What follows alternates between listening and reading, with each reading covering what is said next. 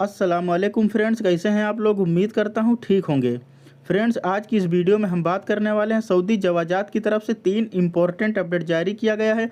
वहीं इसके अलावा एक और अपडेट जो कि सऊदी हज और उम्रा मंत्रालय की तरफ से जारी किया गया है। जो लोग इंडिया, पाकिस्तान, बांग्लादेश या किसी भी देश से सऊदी अरब में अब उम्रा करने के लिए आएंगे, उन उम्रा ज़ायरीन के लिए बड़ी खुशखबरी है। इसके अलावा तीसरी अपडेट कतर के हवाले से है एतराज एप्लीकेशन को लेकर। और इसके अलावा चौथी अपडेट जो लोग सऊदी अरब में कार स्क्रैचिंग करते हैं उन लोगों के लिए सऊदी पुलिस की तरफ से एक बहुत बड़ी वार्निंग जारी की गई है। तो फ्रेंड्स, अगर आप इन सभी खबरों से रूबरू रहना चाहते हैं तो प्लीज इस वीडियो को शुरू से लेकर लास्ट तक देखें। और अगर आप चैनल पर नए हैं तो प्लीज चैनल को सब्सक्राइब करके बेल आइकन को प्रेस कर दें ताकि आने वाली हर न्यू वीडियो का नोटिफिकेशन इसी तरह आपको मिलता रहे। तो चलिए फ्रेंड्स, बिना टाइम वेस्ट किए हुए वीडियो को शुरू करते हैं। तो सबसे पहले हम बात कर लेते हैं सऊदी वजारत हज एंड उमरा की तरफ से जो अपडेट जारी किया गया है, जैसे कि आपको स्क्रीन पर शो हो रहा होगा। सऊदी वजारत हज एंड उमरा की तरफ से इस गाइडलाइंस को शेयर करते हुए जानकारी दी गई है कि उमरा वीजे की वैलिडिटी को 30 दिन से बढ़ाकर अब 90 दिन तक कर दिया गया है। इससे पहले उमरा वीजे की वैलिडिटी 30 दिन तक होती थी, यानी कि 1 महीने तक होती थी। अब इसको बढ़ाकर 90 दिन तक कर दिया गया है। यानी कि दुनिया के किसी भी कोने से अगर उमरा ज़ायरीन सऊदी अरब में उमरा करने के लिए आते हैं तो अब उनके वीजे की जो है वैलिडिटी 90 दिन तक होगी। अब वो जो है सऊदी अरब में 90 दिन तक घूम सकते हैं। याद रहे, सऊदी वजारत हज एंड उमरा ने एतमरना एप्लीकेशन की जगह नुस्क एप्लीकेशन को लॉन्च किया है। सऊदी अरब में आने वाले उमरा ज़ायरीन की सहूलियत के लिए ये एप्लीकेशन लॉन्च किया गया है। नुस्क एप्लीकेशन वजारत हज एंड उमरा अथॉरिटी की तरफ से डिजाइन किया गया है। इस एप्लीकेशन में आपको बहुत सी सर्विसेज मिल जाएंगी। नुस्क एप्लीकेशन के जरिए आप ऑनलाइन उमरा वीजे के अलावा सफ़र के लिए तमाम ज़रूरी सामान और पैकेजेस और होटल बुकिंग के अलावा टैक्सी वगैरह की बुकिंग भी कर सकते हैं। और आपको इस एप्लीकेशन के जरिए बहुत सी सर्विसेज फराहम की जाएंगी। नुस्क एप्लीकेशन के जरिए उमरा कंपनियां भी जो है सर्विसेज फराहम करती हैं, जबकि पहले काम करने वाली वेबसाइट जो है वो ठीक उसी तरीके से काम करती रहेंगी। लेकिन इससे पहले भी सऊदी वजारत हज एंड उमरा की तरफ से कहा गया है कि बैरून मुमलकत यानी कि सऊदी अरब के बाहर से आने वाले उमरा ज़ायरीन को चाहिए कि वो मकामी कवानीन का ख्याल करते हुए उमरा की अदायगी और मस्जिद नबवी की ज़ियारत के बाद वीजे की वैलिडिटी ख़त्म होने से पहले अपने मुल्क वापस लौट जाएं।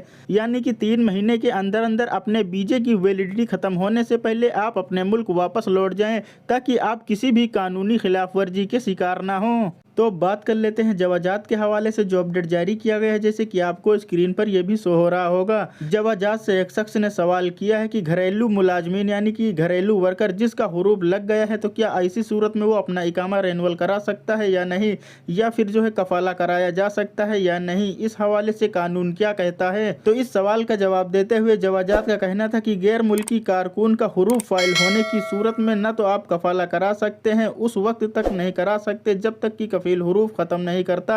इस हवाले से कफील की तरफ से एनओसी दरकार होता है। कानूनी तौर पर जिसके खिलाफ हुरूफ फाइल किया गया है उसका इकामा भी रेनुअल नहीं कराया जा सकता है। हुरूफ ख़त्म करने के बाद इकामा आप रेनुअल करा सकते हैं और उसके बाद कफाले में भी तब्दीली कराई जा सकती है। इस बात का ध्यान रहे, चाहे वो घरेलू वर्कर हो या फिर कमर्शियल, दोनों के लिए कानूनी मामलात एक ही जैसा है।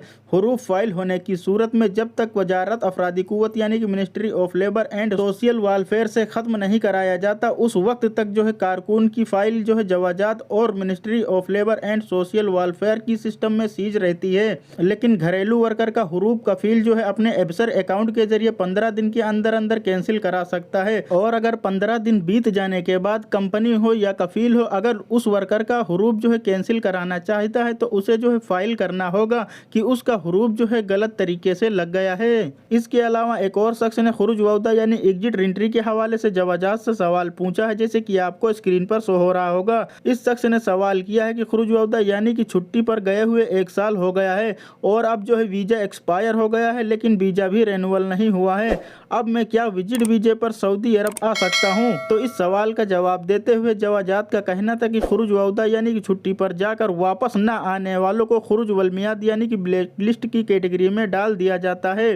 ऐसे अफराद जिन्हें खुरूज वलमियात यानी कि ब्लैक लिस्ट की कैटेगरी में डाला जाता है उन पर 3 साल तक के लिए पाबंदी लगा दी जाती है। ऐसे लोग जो कि किसी भी वर्क वीजा पर या फिर किसी भी विजिट वीजा पर सऊदी अरब में 3 साल तक के लिए नहीं आ सकते हैं। लेकिन आप 3 साल वाली पाबंदी के दौरान सऊदी अरब आना चाहते हैं तो आप अपने उसी कफील के पास दूसरे नए वर्क वीजे पर सऊदी अरब आ सकते हैं। लिहाजा आप किसी भी दूसरे नए वर्क वीजा पर या फिर विजिट वीजा पर 3 साल तक सऊदी अरब नहीं आ सकते हैं। तो अब बात कर लेते हैं सऊदी ट्रैफिक पुलिस की तरफ से जो अपडेट जारी किया गया है, जैसे कि आपको स्क्रीन पर यह भी शो हो रहा होगा। स्क्रैचिंग करने वाले लोगों को अगर पहली बार गिरफ्तार किया जाता है तो उन पर 20,000 रियाल जुर्माना आयद किया जाता है, जबकि गाड़ी को 15 दिन तक पुलिस की हिरासत में रखा जाता है।